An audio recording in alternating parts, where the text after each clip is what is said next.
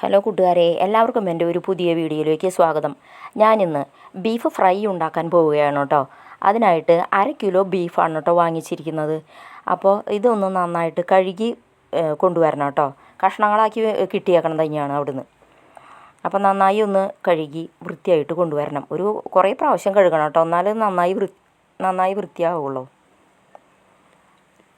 അപ്പോൾ ബീഫൊക്കെ വേവിക്കുമ്പോൾ നല്ല സോഫ്റ്റും നല്ല രുചിയും കിട്ടാനായിട്ട് ഇതിലൊരു സാധനം ചേർക്കാനുണ്ട് കേട്ടോ, അത് ഞാൻ പറയാം. അപ്പോൾ അത് നന്നായി കഴുകി വൃത്തിയാക്കി കൊണ്ടുവച്ചിട്ടുണ്ട് കേട്ടോ. ഒരു 9-10 പ്രാവശ്യത്തോളം ഞാൻ കഴുകിയിട്ടുണ്ട്. അത്രയും പ്രാവശ്യം കഴുകിയാൽ അത് വൃത്തിയാവുള്ളൂ. ഇവിടെ അങ്ങനെ വാങ്ങാറൊന്നുമില്ല കേട്ടോ ബീഫ്. എന്താ വെച്ചാൽ ഞാൻ മാത്രമേ കഴിക്കുള്ളൂ, ഇവിടെ വേറെ ആർക്കും ഇഷ്ടമല്ല. കൊല്ലത്തിൽ ഒരു തവണയെങ്ങാനും വാങ്ങുള്ളൂ. അപ്പോൾ ഒരു കൊല്ലമൊക്കെ കഴിഞ്ഞു വാങ്ങിയിട്ട്. അപ്പോൾ ഇനി ഇത് വേവിക്കാനായിട്ട് നമുക്കത് കുക്കറിലിടണം കേട്ടോ. അപ്പോൾ കുക്കറിൽ ഇത് ഇട്ട് വെച്ചിട്ടുണ്ട്. ഇനി അതിലേക്ക് ആവശ്യമുള്ള 1/2 ടീസ്പൂൺ മഞ്ഞൾപ്പൊടി ഞാനിപ്പോൾ ഇടണുള്ളൂ കേട്ടോ. പിന്നെ ആവശ്യത്തിന് ഉപ്പിട്ട് കൊടുക്കുക. പിന്നെ കുറച്ച് വെള്ളം ഒഴിച്ച് കൊടുക്കുക.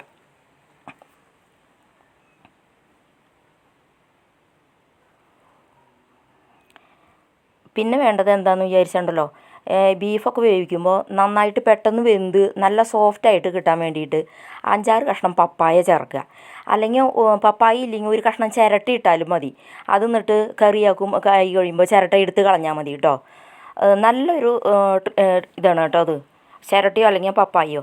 അപ്പോൾ ഞാനത് അടച്ച് ഗ്യാസ് വെച്ചിട്ടുണ്ട് കേട്ടോ. ഇതൊരു 10-15 വിസിൽ കേട്ടാൽ അത്രയും നല്ലതാണ് കേട്ടോ. നന്നായി വേവണത്. അപ്പോൾ ഇനി അതിൽ ചേർക്കാനുള്ള മസാലകളാണ് കേട്ടോ അത്. 3 ടീസ്പൂൺ മല്ലിപ്പൊടി, 1 ടീസ്പൂൺ ഗരം മസാലപ്പൊടി, 1.5 ടീസ്പൂൺ മുളക് പൊടി, 1/2 ടീസ്പൂൺ മഞ്ഞൾപ്പൊടി. ഇത്രയും സാധനങ്ങളാണ് കേട്ടോ മസാലയായിട്ട് ഇതിൽ ചേർക്കണത്.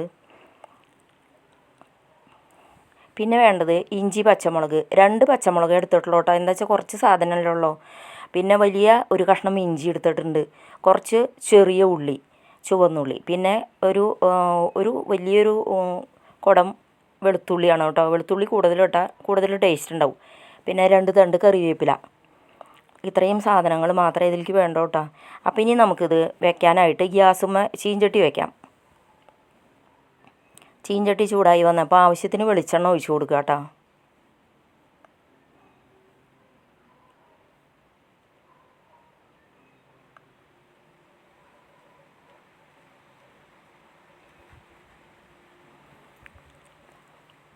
വെളിച്ചെണ്ണ നന്നായി ചൂടായി വരുമ്പോൾ നമുക്കതിലേക്ക് ഉള്ളി, പച്ചമുളക്, ഇഞ്ചിയും ഇട്ട് കൊടുക്കാം കേട്ടോ.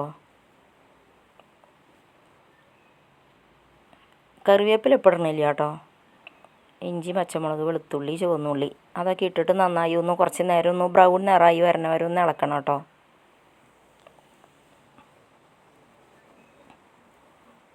ബ്രൗൺ നിറായി വന്നിട്ടുണ്ട് കേട്ടോ.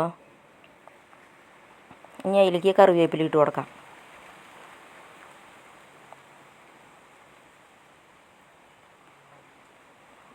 കറിവേപ്പില മൂത്ത് വരുമ്പോൾ നമുക്ക് അതിലേക്ക് മസാലപ്പൊടികളൊക്കെ ഇട്ട് കൊടുക്കാം. മല്ലിപ്പൊടി, മഞ്ഞൾപ്പൊടി, മുളക് പൊടി, പിന്നെ ഗരം മസാലപ്പൊടി. അതൊരു 2 മിനിറ്റ് നേരം ഇളക്കണം കേട്ടോ. മല്ലിപ്പൊടിയുടെ പച്ച മണം മാറി കിട്ടണ വരെ ഇളക്കണം.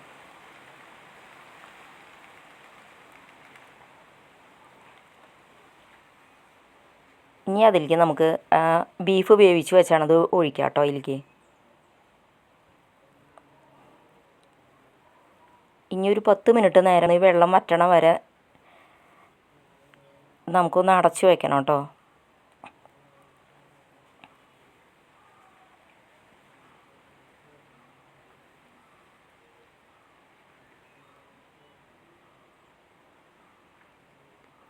പത്ത് മിനിറ്റ് നേരം അടച്ചു വയ്ക്കുക. അതിനെ ഇടയ്ക്ക് തുറന്നൊന്ന് ഇളക്കണം കേട്ടോ, അടി പിടിക്കാണ്ടിരിക്കാൻ. അപ്പോൾ 10 മിനിറ്റ് കഴിഞ്ഞപ്പോൾ നന്നായിട്ട് വെള്ളമൊക്കെ വറ്റി റോസ്റ്റായി കിട്ടിയിട്ടുണ്ട് കേട്ടോ. അപ്പോൾ ബീഫൊക്കെ വാങ്ങുകയാണെങ്കിൽ നിങ്ങൾ ഇതേപോലെ ഒന്ന് ഉണ്ടാക്കി നോക്കണം കേട്ടോ. അടിപൊളി ടേസ്റ്റാണ് കേട്ടോ. അപ്പോൾ ബീഫ് റോസ്റ്റ് റെഡിയായി. അപ്പോൾ നിങ്ങൾക്ക് എല്ലാവർക്കും എൻ്റെ വീഡിയോ ഇഷ്ടപ്പെട്ടെങ്കിൽ ലൈക്ക് ചെയ്യാനും ഷെയർ ചെയ്യാനും സബ്സ്ക്രൈബ് ചെയ്യാനും മറക്കല്ലേ. അടുത്ത നല്ലൊരു വീഡിയോ ആയിട്ട് ഞാൻ പിന്നെ വരാം കേട്ടോ.